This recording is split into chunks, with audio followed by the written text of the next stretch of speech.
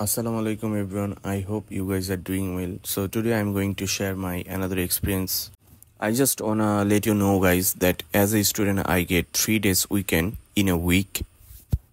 So whenever I get the chance or opportunity, I try to grab that opportunity for refreshment with my boys. Let's go for it.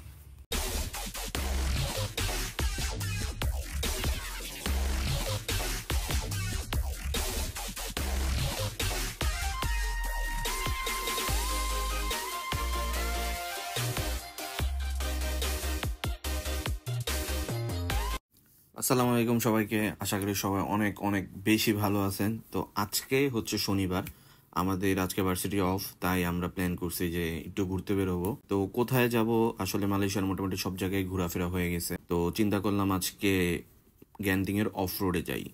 Basically granting highland যাওয়ার একটা highway road আছে, কিন্তু আমরা ওই highway রোডে যাই নাই, কারণ হাইওয়ে রোডে গেলে এই যে সুন্দর একটা ভিউ এটা উপভোগ করা যায় না। এখানের বাতাসটা এত ঠান্ডা এবং আশেপাশটা এত সুন্দর, চারপাশে পাহাড় এবং মেঘের একটা হাতছানি, মনে হয় যে একটা স্বর্গ। মোটামুটি আমাদের ক্যাম্পাস আইএম থেকে 20 থেকে 25 মিনিট ড্রাইভ করার পরে আমরা হচ্ছে একটি জায়গায় আসি এবং মোটামুটি আমরা সবসময় এখানেই থামি। যেহেতু এখানে আমরা প্রায়ই আসি, তাই এই জায়গাটার আমরা একটা নিজস্ব নাম দিয়েছি, সেটা হচ্ছে জোড়া টাওয়ার ব্রিজ।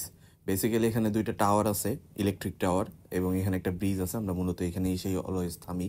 মূলত আমরা কোথাও গেলে কোনো প্ল্যান ছাড়া বের হয়ে যায়, হঠাৎ করে বের হয়ে যায়, যেদিকে 2 চোখ যায় ওই দিকেই চলে যাই। তো আমাদের একটা ছোট ভাই আছে আদিব, তো সে চিন্তা করলো যে ভাই এখানে গিয়ে আমরা কফি খাবো।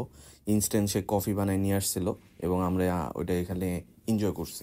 এই জায়গাটাতে আসলে মূলত আমরা আসি একটু শীত শীত ফিল নিতে, কারণ মালয়েশিয়াতে কোনো শীত থাকে না এবং এই জায়গাতে একটু ঠান্ডা ঠান্ডা থাকে। আপনারা উপলব্ধি করতে পারতেছেন যে আসলে জায়গাটা কত সুন্দর। এখানে আসলে নেচারের যে একটা বৈশিষ্ট্য বা একটা উদাহরণ, তা এখানে সম্পূর্ণভাবে বোঝা যায়।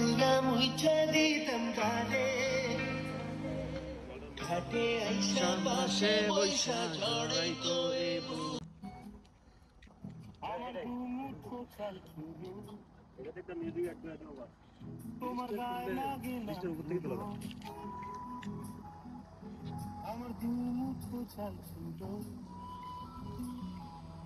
রাখো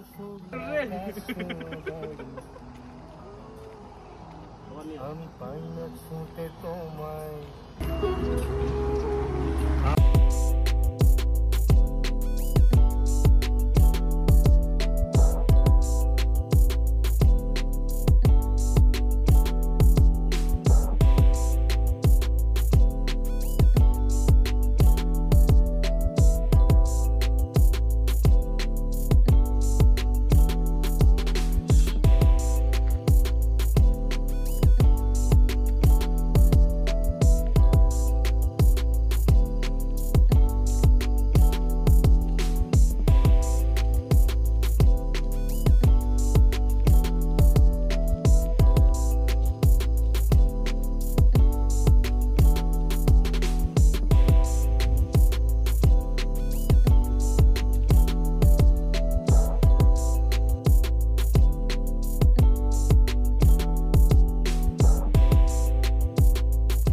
তো এখানে আমরা অনেকক্ষণ আড্ডা দিলাম, এখন বাড়ি ফেরার পালা।